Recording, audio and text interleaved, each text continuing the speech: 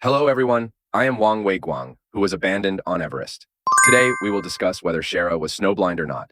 This question is the fundamental reason why Asian Trekking Company explained that Shera abandoned me.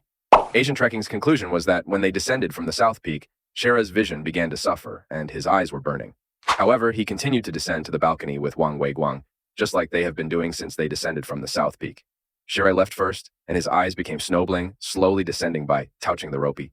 But as soon as Shera arrived at Camp 4, he immediately began boiling water, eating some food and drinking some water to replenish his energy, and returned at 8:30 p.m.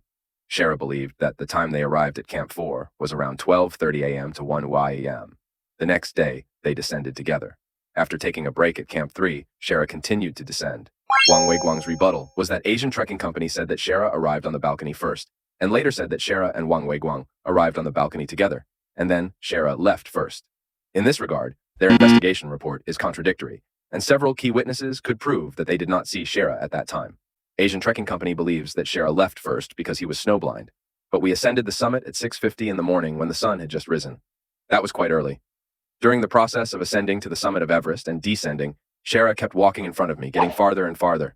If he was snowblind, how could he walk so fast? Instead of walking slowly and descending by touching the rope, as mentioned in the investigation report, there was another key point. We took selfies at the summit of Everest, and Shera even took photos for me alone. The focus was so accurate. Why? If he becomes snowblind, how can he help me take photos? This is totally untenable, including when he came up to check if I had become a signpost at the second time. He was able to move freely. At 9 p.m., he came up to pick me up and showed no signs of snowblind. From Camp 4 to Camp 3, we both descended one after another. He was also very adept at removing the main lock from the road rope, which also proved that he did not have snowblindness. Thank you for your continuous attention. This is Wang Weiguang's channel.